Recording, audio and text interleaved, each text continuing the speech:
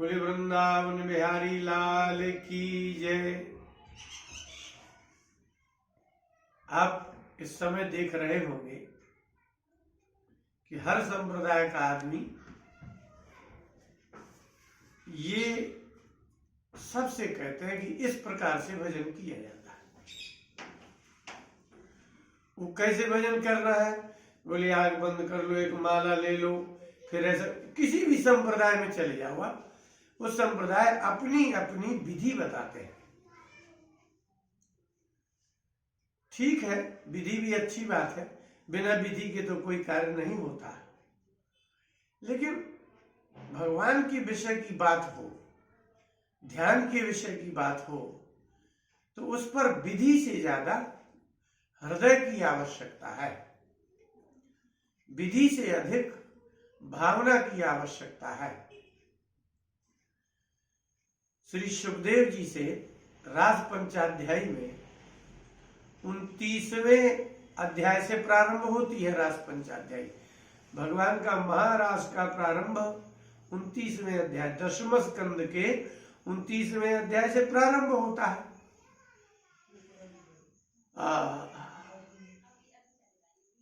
एक दिन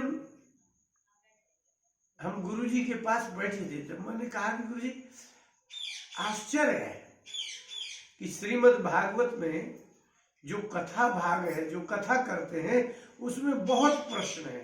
भगवान की हर क्रिया का एक प्रश्न सुखदेव जी ने किया है। ऐसा क्यों किया भगवान ने?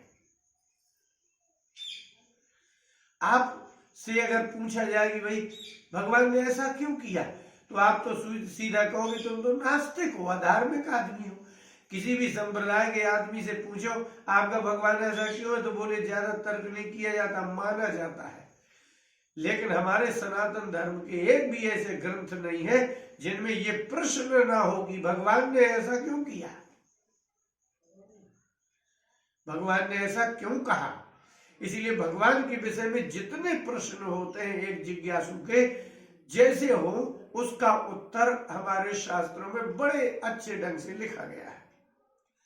सुखदेव जी से राजा परीक्षित ने कहा कि भगवान आपने एक बात कही है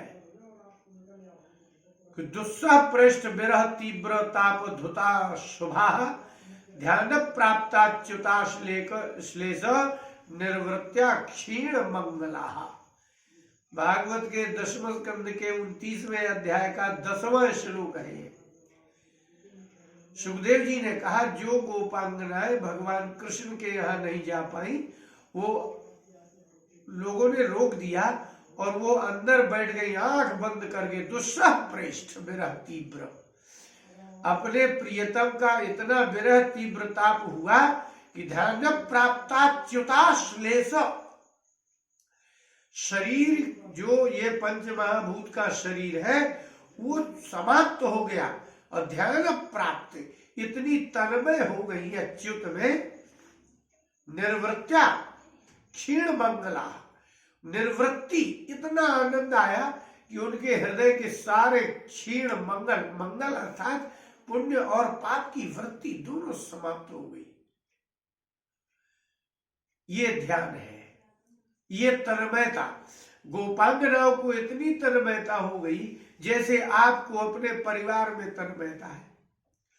आपका मन पत्नी में, पुत्र में, धन में, परिवार में इतना हो गया है, इतने ध्यान मग्न हो गए हैं कि आपको भगवान के विषय की बात, मरने तक की बात बता दी जाए तब भी आप इतने असावधान रहते हैं।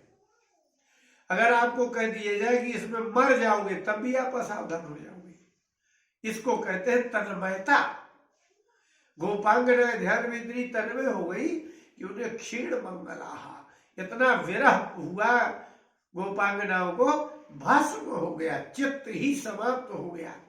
राजा परीक्षित ने प्रश्न किया कि भगवान ये तो बड़ा आश्चर्यकारी बात बताई आपने। न तु विदुः परम कांतम न तु ब्रह्म तया मुने। हे भगवान, गोपियां तो कृष्ण भगवान को कांत रूप में, प्रियतम रूप में मानती थी और ब्रह्म रूप में मानती नहीं थी। और जहुर गुरुमयम सद्या प्रक्षीण बंधना, जहुर गुणमयम देहम सद्या प्रक्षीण बंधना। तो जो परमात्मा ही नहीं मानता होगा कृष्ण को, उसके ध्यान से भला उसके गुणमय देह का परित्याग कैसे हो सकता है? वो निर्गुण कैसे हो सकती है? उनके चित्त में कितनी भी तन्मयता आ जाए, लेकिन उनका अंतःकरण ऐसा कैसे हो सकता है? राजा परीक्षित का प्रश्न अद्भुत है कि जिस बुद्धि से, जिस वृत्ति से वो कृष्ण को मानती है, वो परमात्मा नहीं मानती। तो जब परमात्मा मानती ही नहीं है तो उनके ध्यान से, अब वो तो परमात्मा नहीं मानेंगी तो जिस बुद्धि से वो ध्यान करेगी वैसा ही प्राप्त होगा। अब वो परमात्मा है तो क्या हुआ? और आप कह रहे हैं कि गुण में देह छोड़ दिया और ध्यान प्राप्ताच्युताश्लेष, उनको ध्यान में ही गोपांगनाओं को भगवान कृष्ण का आलिंगन हो गया और ये गुण में शरीर छूट गया। ये कैसे हो सकता है? प्रश्न समझ में आएगा तो उत्तर समझ में आएगा। जैसे किसी अज्ञानी व्यक्ति ने हीरा को पत्थर माना हो, तो हीरा जानता ही नहीं है कि ये हीरा है, तो वो तो फेंक देगा, वो पत्थर समझ के ही फेंकेगा ना। तो जब हीरा के प्रति आपकी पत्थर बुद्धि होगी तो पत्थर जैसा ही व्यवहार होगा। संसार को जिन्होंने भगवत स्वरूप देखा है वो संसार के साथ भगवान जैसा व्यवहार करते हैं, लेकिन जो संसार को भोग्य रूप में देखता है तो स्त्री के साथ भोग्य बुद्धि, पदार्थ के साथ भोग्य बुद्धि, सबके साथ भोग्य बुद्धि रहती है। इसीलिए वो व्यक्ति सारे संसार के पदार्थों को एकत्रित करता है। इसलिए भगवान का ध्यान किया ही नहीं गोपियों ने, उन्होंने तो परमात्मा माना ही नहीं है। ऐसी स्थिति में उनको इतना कैसे ध्यान हो जाए और शरीर छूट जाए? सुखदेव जी ने कहा संसार में और भगवान में बहुत अंतर है परीक्षित, बहुत अंतर है। रोगी औषधि के विषय में नहीं जानता। डॉक्टर आपको दवा देता है तो रोगी दवा को जाने चाहे ना जाने वो तो खाता है, तो रोग दूर होता है कि नहीं होता? यदि रोगी नहीं जानता कि ये दवा किस रोग की है, लेकिन वो खाता है तो उसका दूर होता है रोग। इसका मतलब है कि भगवान और औषधि, अग्नि और जल, ये एक ही वस्तु है। कोई बालक भी अग्नि का स्पर्श करेगा तो अग्नि ये ध्यान नहीं करेगा कि ये तो बालक है, इसको न जलाऊं। तो भगवान के विषय में परीक्षित ऐसा है। फिर सुनिए 10वें स्कंद के 29वें अध्याय का 15वां श्लोक। उन्होंने कहा कामम क्रोधम भयम स्नेहम मैक्यम सौहृदमेव च नित्यम हरौ विदधतो यान्ति तन्मयतान्विते।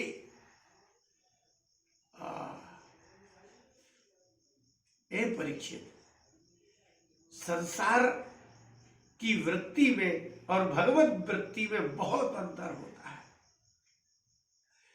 भगवान के विषय में कोई कामना से जाए, काम वृत्ति, भगवान भोग्य नहीं है। कोई संसार में ऐसा जीव है ही नहीं जो भगवान को भोग सके, भगवान को भोग्य बना दे। भगवान भोगता भी नहीं है, भोग्य भी नहीं है। संसार में कोई ऐसा जीव नहीं जो भगवान को भोग्य बना दे। जैसे आप यहाँ पदार्थों का भोग करते हैं ना, भगवान उपभोग्य वस्तु नहीं है। फिर भी भगवान के प्रति कोई क्रोध करके भगवान का क्या बिगाड़ सकता है? फिर भी भगवान को कोई डरता हो, कोई भगवान से, कामम क्रोधम भयम स्नेहम ऐक्यम सौहृद, इतने ही संबंध संसार में होते हैं। या तो आप संसार में कामना से प्रवेश करते हैं या क्रोध करते हैं किसी शत्रु के प्रति, तो आपकी शत्रु बुद्धि हो जाती है, या आपको उससे स्नेह हो जाता है, या एकता मित्र भाव हो जाए, अथवा सौहृद, मेरा हितैषी है, ऐसी बुद्धि हो जाए।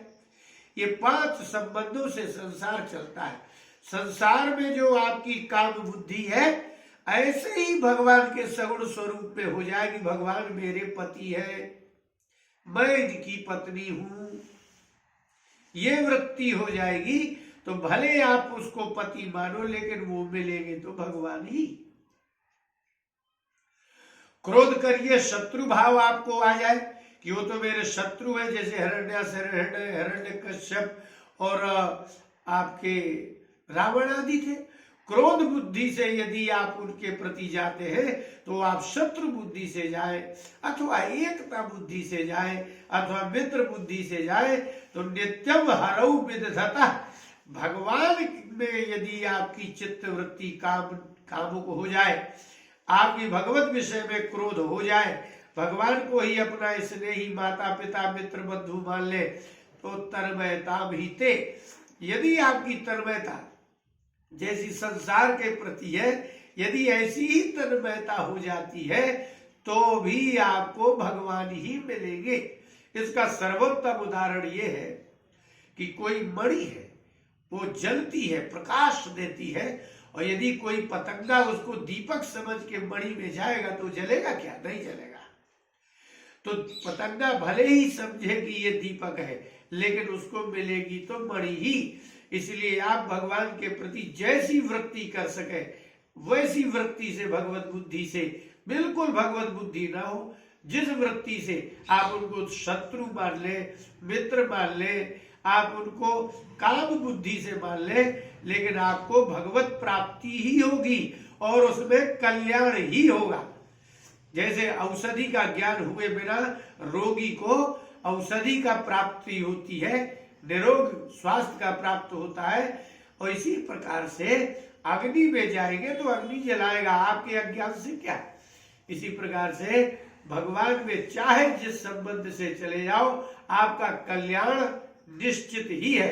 बोले वृंदावन बिहारी लाल की जय।